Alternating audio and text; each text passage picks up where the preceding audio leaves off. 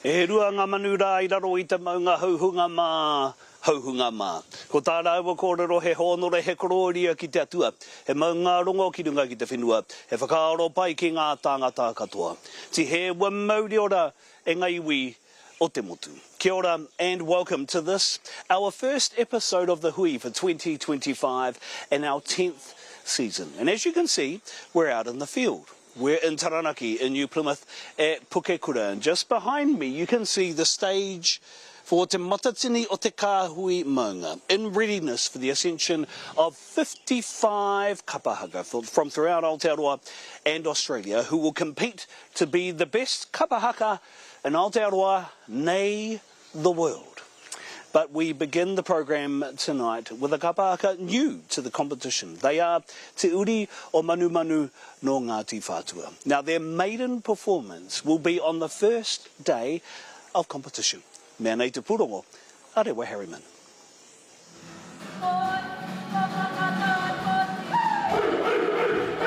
Mai maunga nui ki Tāmaki, mea nei te kapahaka hou no Ngāti Whātua. Ko te uri o Manu Manu, te ingoa. Kua rua te kaumā toru tau, a Ngāti Whātua e tamo ana I te atamira o Te Matatini, nā, ko mātou tēnei whai ake nei ngā tapu ai o te puru o Tāmaki. Me tā rātou tūmutunga ki te atamira o Te Matatini ki Takaparawhau. Ko te nuinga o te kapa, he tau hou ki tēnei mahi, o tīrā ki tēnei taumata. E au hou te kapahaka ki a hau. Tētahi o ngā uauatanga nui ko te mahi poi. Poi anō, he pai te wero, ko tāku nei tūwhitia te hopo kia kaha ki te prakatahi. Mahara nei te wānanga tuatahi, mo te uri o Manu Manu. Ka mea atu rata, okay, koe au kuta he kaiwā ta tēnā. Me taku tiro atu e te, e kas? E ate tēnā? E ake rā te base? E kato, te hunga I ako ki te wāta, the high one. Te mea ka waiata ki raro ake I te lead note. Lead note, te rangi matua kas? Kawa. Nā tēnā, e rā pūkenga ka whakaako mai ki a mātou, nā ko wāhi waia ngā taringa, ki te whakarongo ki rā rangi rereke. I whai wāhi atu a te uri o Manu Manu ki te Matatini, I raro I te rohe o te tai tokerau. It's very different, like this compared to regionals is so different. I feel like Matatini, it's a lot more like hard out. You could literally feel it as soon as we got here, we're like, whoa, wait. Oh, whoa, there's so much going on in such a short time. Ko Joe rāua ko hui a pihema ngā kaiako. He I ka āwhiro rāua no te ao kapahaka. Mea kia ko tētahi he tote, ko tētahi he huka. Te mahi kia tika, katoa. Marama? Me hera I te mea ka tote katoa tētahi o ngā kaiako I ngā wā katoa, ka wāhi taurite I ētahi wā me kōhete. Kaua kōhete ki te hamahama I a tātou ngā kaihaka, engari ki te whakaohoho I te wairua I roto I a tātou. Me nei ētahi atua me whakaharihari I a tātou, me tino mehia ki ngā hua e puta ana, me ki te whakapau kaha I roto I te kapa.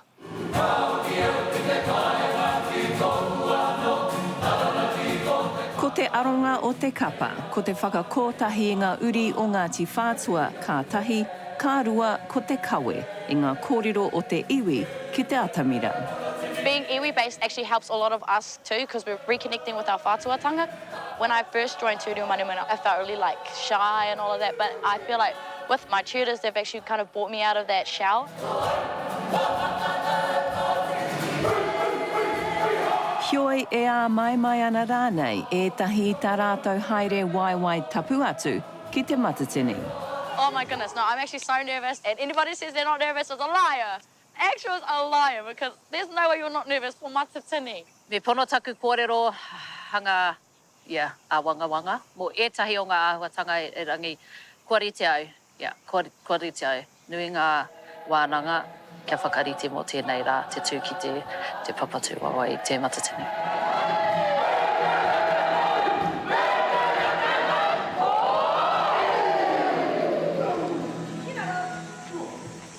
Ko Hoki mai anō. Kei takutahi aia nei, ko te toi hau, ko te hamana o Te Matatini. Joining me now is the chair of Te Matatini. It is, of course, tā Herewini Parata. E karai te pāpā, tēnā koe. Tēnā koe, Julian. Thank you so much for having us, for allowing us to be a part of this event. And what a wonderful space to be in. Te mutunga mai o te ātāhua, ngā whakahaere, ngā takatū, ka rongo I te taiao o tēnei whenua, ko whakai te maunga kia tae mai te motu ki konei. We're here. We're here. We're ready? Are we ready? We're ready to go. Kua reri no atu. Ready no atu. Hoi anō. Kei ngā kapa te mahi kaita a pōpō a te rāra atu I te rāhoroi. Tēnā koe. Can I just ask, and I know you'll be looking forward to a lot of things, but what are you looking forward to most seeing at Te Matatini o te Kāhui Maunga 2025? Ko tāku e whaia nei ke kite I te āhua ake o tēnā kapa, tōna reo, ona Mauri, ona āhuatanga katoa, ona herenga ki te Kāhui Maunga. Pēhe o te wāhanga ki ngā, mohi o tunu e harei te mahi māma. Te haka tui tēnei momohui ki ngā rohe o te motu. Engari ko mahi tahi koutou me te komiti o konei, o Taranaki, ngā whakahaere e rā me katoa. Hena kōrero te mai, te ahuaranga o ngā mahi, I roto I te mahi tahi ko kōkiri te I roto I ngā tautata ake. He pai te mahi tahi ki tēnei rōpu.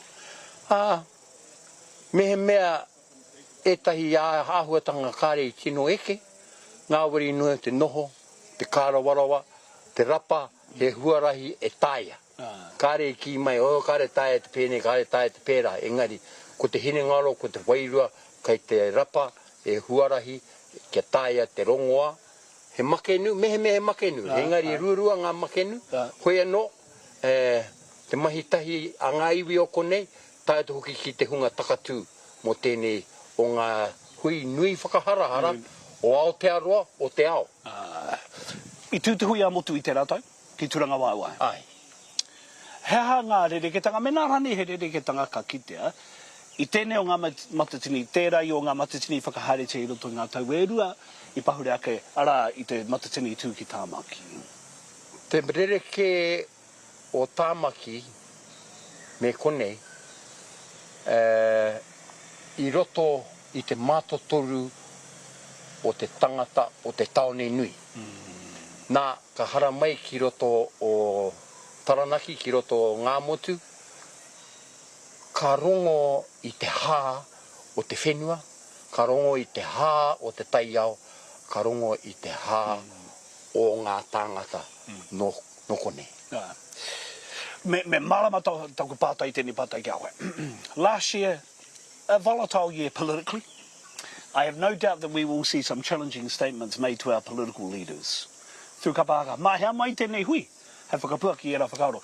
But how important is it ki o whakaaro? How important is it to also celebrate the things that make us, to celebrate our culture and identity, as well as make those provoking, challenging thoughts expressed clearly? Tēnā me te kapahaka, he hauora. He hauora a tinana, he hauora a wairua, he hauora a whānau. Ko ngā whānau katoa ka hau ki roto I ngā mahi o te kapahaka. Hei te mea, he haka, he piu poi e rā huatanga. Engari, ko te whakatinana I aua āhuatanga. Koenei te ātāmira o te ao Māori te whakaputa I ona whakaaro. Ona whakaaro mo te kāwanatanga, ona whakaaro mo ngā kaupapa keirunga I ngā ngutu o te ao Māori. En kei te mohi o koe he nui ngā kaupapa keirunga I te ia o te wā, I tēnei wā. Nā reira, ka puta e nā kaupapa, māroto I te āhuatanga o tēnā whare karioi, o tēnā whare karioi. E tahi, haere hangai, e tahi, mā hauera pātu haia te hohorutanga o ngā kōrero. Koe no kei ngā kaiwhakawā te mōmonatanga o te rāmai. A taiwa ke pāte po ngā kaiwhakawā, mo iho koe kei konei te kaiwhakawā watu a taiwa. Engari te taha ki te hunga, ki ngā memo tōrangapu, ko te haramai ngā kai arahi tōrangapu, ki konei, ki te whakarogo, ki te iwi Māori, me ona whakaaro, me ana kōrero e pāna ki te ao Māori e huri ami o nei. Te tikanga kei te haramai. Ka pai. Te tikanga kei te haramai. Hoi anō, Kare tere iau te haere te wepu I ngā whero kia tae mai ki kone.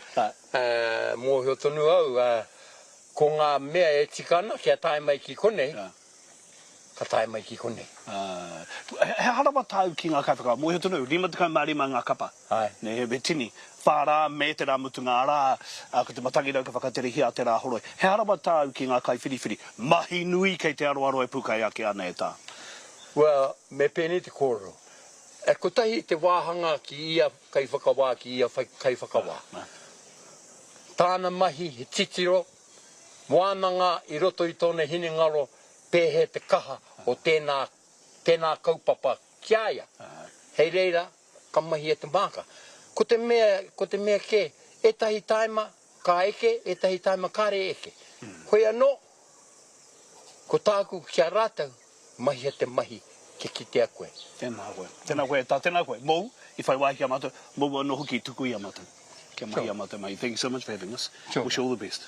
Ngā mihi nui Tēnā kia koe, koe. Julian. It was the chair of Te Matatini, of course, tā Herewini Parata joining us here. Tai hoa kei te mihi. Harei te mea kua pai ngā tātou mahi ki konei tēnei wā, ko te kai whakawā matua. Kei rungi ona poko whiwhi te tai whakatau nui te haere ake. Ko te kai whakawā matua e haere ake nei. After the break, we have the Chief Judge of Te Matatini, Dr Turuhira Hare, joins us live. Ko te hui tēnei te iwi, a whakapāho ana, ara I te whiwhinga me te rawainga o Te Matatini o te Kāhui Maunga.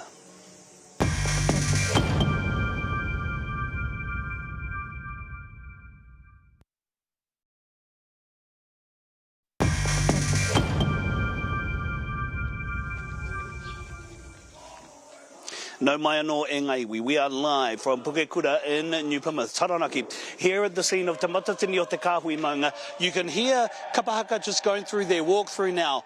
I think it's Ngā Tumanako, but who better to tell me who it actually is than the Chief Judge of Te Matatini, who's with me now. She is, of course, Dr Turuhira Hare. E te takuta tēnā koe. No mai. No mai. Mahi nui. Kei te aroro. E pēhana ngā whakaaro.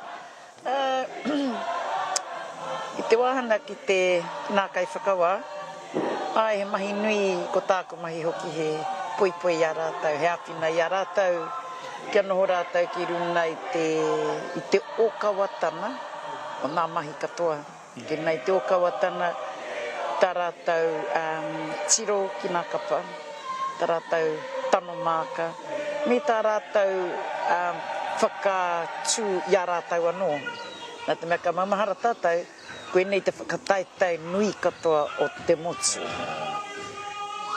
I tohua rātau e o rātau rohe, te tikana, I uru rātau, he mātana rātau, te tikana kaua rātau e hapa. I roto I a rātau mahi. Tēnā koe, tēnā koe. Ko te tai awaranga I kōrero tia whai muri I Te Matatini I tū ki tāmaki he rekawaka. Ko te tini o ngā kapa I taurite ki te tūranga tuatahi, I taurite rānei ki te tūranga tuarua, I taurite no hoki ki te tūranga tuaturu. He ahoranga pēr kora tātia hei runga I te pai, runga I te whai kaungo ngā mahi, he ahoranga rānei te rā pēr karereke ake te kitenga, karereke ake pēr te whakamahinga I tēnei o ngā Matatini ko whakaaro. Ko tērā tauira, te ihanga ia pēra hiai, nā te mea I roto I ngā ture. I hana ia ki roto I ngā ture. Pēnā ki te whakature hia, ka mau ki e rā whakataunga. Enari ko taku mohio nei, I te wā I tua e toru e whā nā mea I tuarua I tuatoru I roto I ngā wāhana. Kia au, he mea pai tērā. Nā te mea whakanui ana I te nui o ngā mahi a ngā kapa e toru e whārane, tēnei tā te kapahaka ko tahi noai ho. Ko te mea, ko te tikana hoki, ka eke noai hoki te wā o te tohunatana, ki te kapa I eke tike, I roto I ngā mahi katoa, kuia ka wāwāhihia mehe mea ki te rua toru rātau I orite. Mō tērā taonga anake. Enari ki te orite o ngā māka, mā te nuina o ngā kapa, pai kia au tērā. Kia whakanui tātou, ia tātou anu. He tohu tērā o te oranga, o te ao haka me te ao Māori. Tēnā koe, tēnā koe. Te taha anō hoki ki te āhua, he harapa tāu e tino ko ingotia ana e tino manakohi ana ka kitea e koe, e ngā kapahaka ka eke ki te pae o Te Matatini i roto i ngā rā nei. Hea tāu e tino whai ana tino hihara nei kia kitea i roto i ngā rā. Ko tāku kia mārama te reo. Kia mārama te whakahua i te reo. Kia titi ki roto i te nākau, nā titona me te rangi o te waia, o nā waiata, me te whakaatu mai i nā rina, nā mahi ārina, te koro o te tinana. Nā te mea herereke tā tēnā kapa, tā tēnā kapa, tā tēnā kapa, whakamahi, whakamauri i wā rātau mahi, whakaatu rānei, herereke. Enari, taku mohi o ka mauri tau rātau katoa. Pei hoki te taha ki te ahua o ngā mahi whakawā i etai kapa ahure ara wātu. No te o hourā nei etai o ngā neke hanga o etai o ngā mahi ana. Tērā ki o etai atu, kua ata mohi o tia he pēhea nei te tāera. E mai nui tērā, hei tirohanga, hei whakawātanga no ki mga kai whiriwhiri, ne? Today, ko nā kapa kauru mai mea rātau whakaturana o te ao e huri nei, kai te haere atu tātou ki taua ao e huri rā. Kai te reri te rangatahi ki te whakahuri i te ao me te whakahuri nā mahi o nā kapahaka. Ko tōku re ana nei, kai te kukume e hoki whakamuri kia mohi ai koe ki tō tū. No reira, kua kau atu te rere o te rangatahi. Ko nā kapa, kai waina nui ka o te oera, kai te mautonu ki tā rātau tū, me etahi atu tāera hou kauru mai, ki roto, me te tau. Ko nā kapa pēa kua tino taipake ki roto i nā whakataetai, kai te mauki wā rātau tikana, karanui neke. Me te koro kia rātau kaua e neke. Nā te mea, hea tēnei e whāia nei. Ko te ahurea hou, ko te pupurera nei iawa tau i te tua o tātou kapahaka, nā te mea, ko ira te iti o te ao tapito o tātou nei kai te ora tonu. Kia mauki era. E te taku te tēnā koe, mōi whai wahi mai kia mātou. Me te tū mai, ngā tūmata koe tū nei ki wari a tāwai ngai nei, mai ana i ana tā mai. Kia kāhero tō ngā mai, i ngā rāne, me te taku te tēnā koe. Ora mai rā. That was of course the Chief Judge of Te Matatini, Dr Turuhira Hare. Stay with us, we are still live here from Pukekura, the first episode of The Hui for 2025 in our 10th season. After the break, who better to give us the lay of the land than a person from Taranaki region itself. Joining us is Taranaki iwi leader Liana Poutu, live on The Hui after this.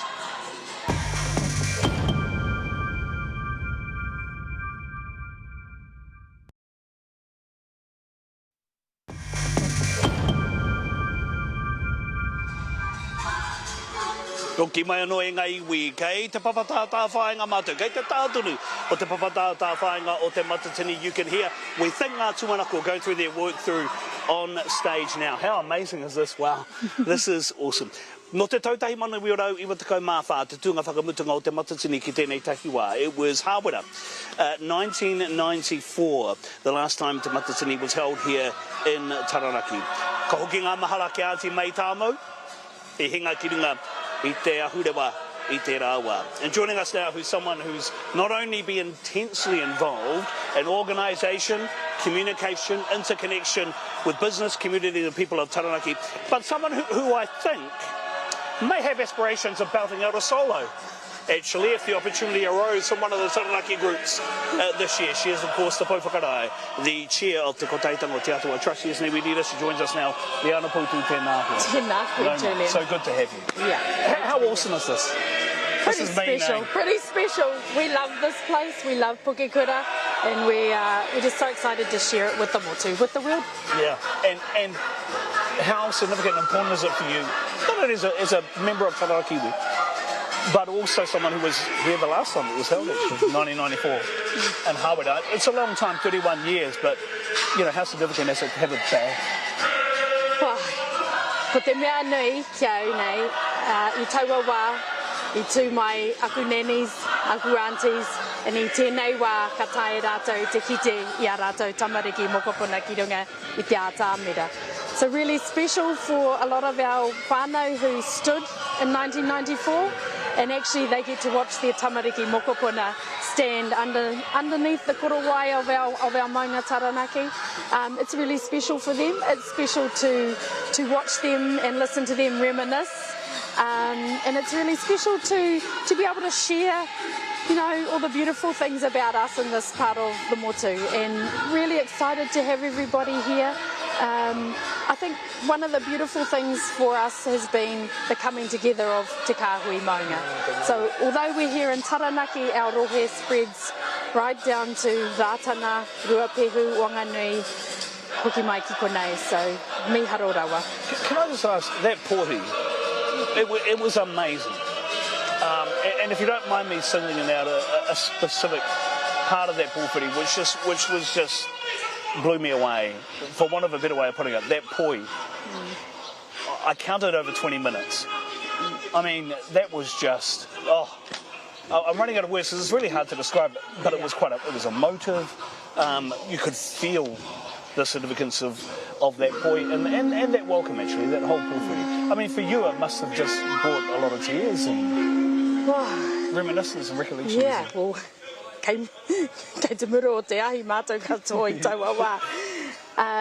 Engari, ko te timatanga pai o tō mātou nei whakaritenga, ko te haerenga mai o te Māori, me te haerenga o te Māori ki ia tō pito o tō mātou nei rohe, kia whakakotahi ai ia tātou. So the most beautiful thing to set a beautiful foundation for us was the way that the Māori came into our roe and travelled throughout.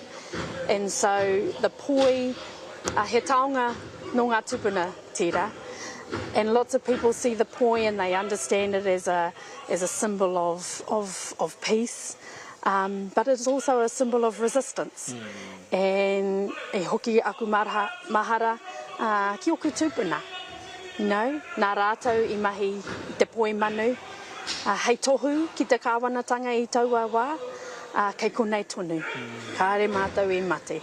And so, while people see the poi and they see that whole symbol of peace, it's also about resistance. And I think the travelling of the Māori enabled us to build the kōrero for this particular poi. And so it talks about all of the poropiti in our rohe.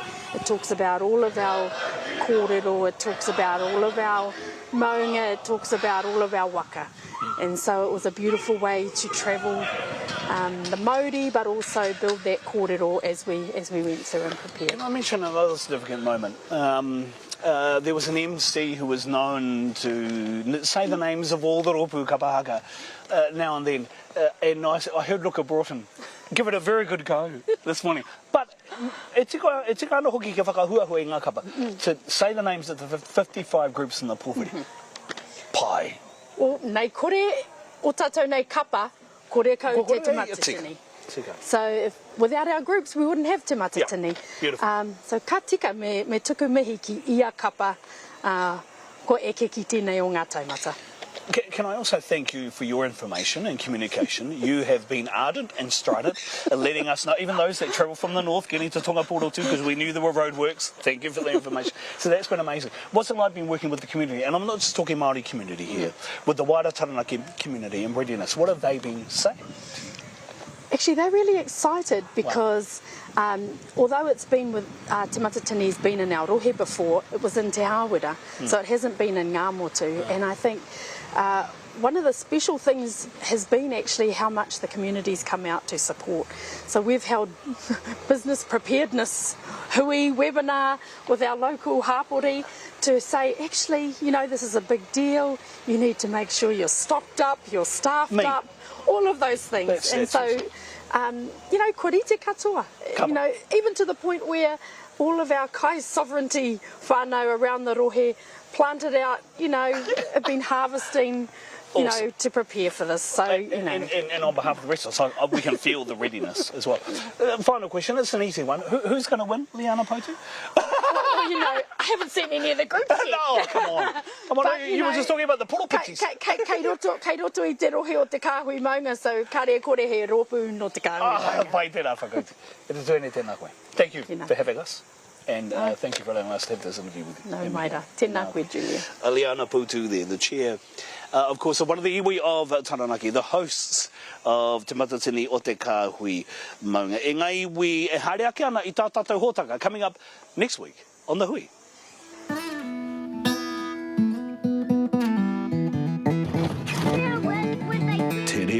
Valley. It was such a beautiful, beautiful place. Are you filming me, Mum? An idyllic rural community. Until that all changed. I feel guilty that I didn't protect them from that happening.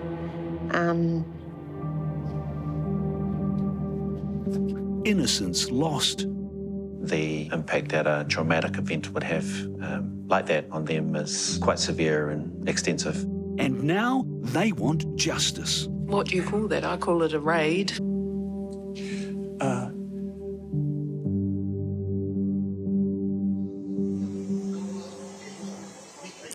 Ngā mihi nui kia koutou katoa. That is us for our program today, our first episode for 2025. Our thanks to our guests, Herewini Parata, Dr Turuhira Hare, and of course Liana Poutu, who you heard from there. And thank you for joining us here at Pukekura. This is an amazing place, so if you get time, please make your way, Ātinara, not just our wairua, please come physically here to this place. It's going to be amazing. Come and experience the reo, kapahaka culture, and the 55 teams as they battle it out to become the greatest kapahaka in the world at Te Matatini o te Kāhui Maunga. We will be back in our studios in Tāmaki Makaurau next week. Until then, e ngaiwi, kia mau, ki te tūranga o tapata wātea. Haumi e, hui e, tāi ki e.